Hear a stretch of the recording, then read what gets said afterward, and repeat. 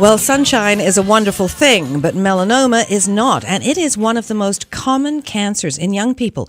People between 15 and 29, with over 6,800 cases in Canada this year. It's also the most aggressive skin cancer if not caught early. Joining us today is the founder and chair of the board of the Melanoma Network of Canada and a 3-time survivor, Annette Cyr. Welcome to What She Said. Thank you so much. Now, a 3-time survivor, I've got to start there. Tell us what happened. Well, I back in 2001, I had couldn't even see it, actually. It was a small mole. It was on the bottom of my ankle. Mm-hmm. And I actually waited about a year to actually have it go and have it checked out, and went to see my doctor, referred me to a derm, and the derm said it doesn't look like anything, but when they took it out, it ended up being confirmed as melanoma. Fortunately, it was felt to be caught early at that point in time, but it ended up, there was a 97% chance it wouldn't come back. I was in that 3%. So it ended up coming back about 6 years later, spreading up my leg, and then again in 2012. So it went through, tremendous amount of surgeries and scans and CTs and MRIs and all sorts of skin grafts. It was a nasty treatment, let me tell you. Wow. And then, so now the prognosis now, how does it? Well, I'm still a high-risk patient. I'm at advanced stage, but fortunately, I'm free of disease. I'm 5 years this month again, so we'll restart. We're all that knocking clock. on wood here. No kidding. Yeah. I think it's really incumbent to create some awareness about this disease and how, who knew a small little mole, something so small could potentially take your life. Okay, so I want to go there next because I know this. I know that a small mole can change your life, but I don't know what I'm looking for. It's hard. I think, even our GPs, who we think are our frontline physicians, are not trained to spot it. And they're the ones that we think are the ones that are, looking at us naked when we're getting our annual checkup, right? They're supposed to know. Poor things. Yeah, believe me, I just was at my derm. But, it's difficult. But there is something on our website and on many websites, including CDA and such too, called the ABCDEs of melanoma. And it gives you some pictures of what to look for. So what is a normal mole, and then what to look for. So the A is asymmetry. So if the mole is not a nice circle and round, a normal mole looks round. One that's potentially of concern has different sides to it, and when you fold it in half, it wouldn't look the same. If it had irregular borders around it, like a scalloped edge, if the colors of that mole look different, sometimes they can be multicolored. Melanomas can have black, blue, brown, pink, red. Is a mole always raised?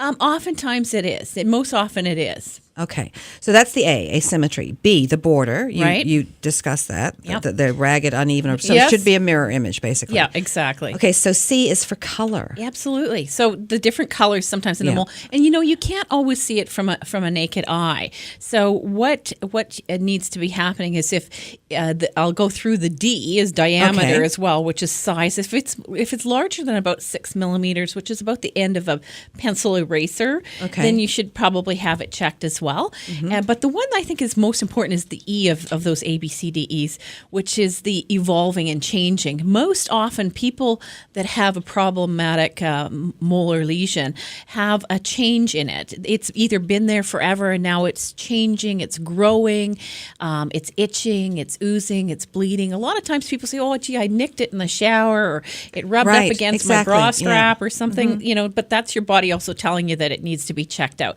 And the best person to check that out is your dermatologist. And it's difficult to get into them, let me tell you. But do you need a referral? You do need a referral from your family physician.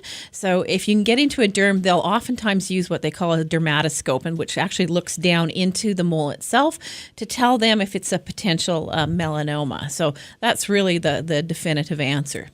Okay, let's tackle sunscreen. Yes. I have a sister-in-law who feels that using sunscreen, she's putting more chemicals on her body than she's doing more worse for her than she's doing good, is what I'm trying to say. And I argue with her on this all the time. You're not the only one. Honestly, quite honestly, it's a common urban myth out there. If you think about the products that we use on a daily basis, open up a can of soup and look at what the ingredient list is on that. Toothpaste, soap, and such. We don't know necessarily all of those ingredients, but all of those ingredients have to be approved by Health Canada.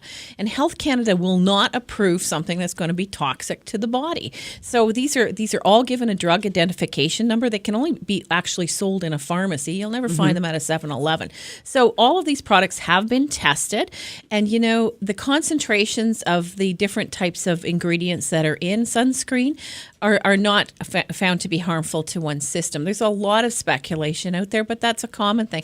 What's more dangerous is exposing yourself to levels of UV radiation on high concentration days like today, which the UV index, I bet you, is 7 or 8 at minimum today. And, although we've had a awful, cold, wet, rainy spring. Here comes the sun. Here's the sun. But we need to be out there enjoying that, and we need to vitamin D. But vitamin D is another one of those myths that we like to dispel a little bit. Your body, yes, does produce some vitamin D when there's exposure, but it shuts down within a few minutes of exposure outside. You cannot get sufficient levels of vitamin D from the sun, and it's a more dangerous way to do it, as well as getting premature wrinkles and aging and brown spots and nastiness. I'm all about over. hats. I think hats should be just well, looking at your coloring, I'm glad. I'm looking at that going, yes. But, vitamin D production, you're safer to get your vitamin D through a bottle. It's cheap. It's effective.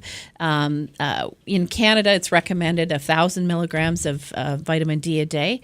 And that's for just about everybody, children included. So always check with your doctor, but that's the recommendation. So what should we be looking for when we choose a sunscreen? Well, I think it's the first thing is the one you're going to wear. So you know what? If the fight is always on whether I'm going to wear this goopy, greasy sunscreen, there are so many great products out there today. Neutrogena, L'Oreal, all of them make wonderful products. They've lots of face ones that are really don't put a shine on, and a lot of the cosmetics now have a 30 SPF in it as well. But you want to look for a product that has a broad spectrum base to it, so it covers both UVA and UVB. Those are the two types of rays that hit us as human beings and on Earth.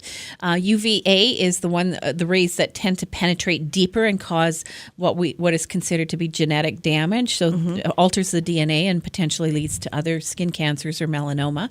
B is the burning rays, which we also have to protect. So I believe most of the sunscreens in Canada have both of those, but you want to make sure that that's the case.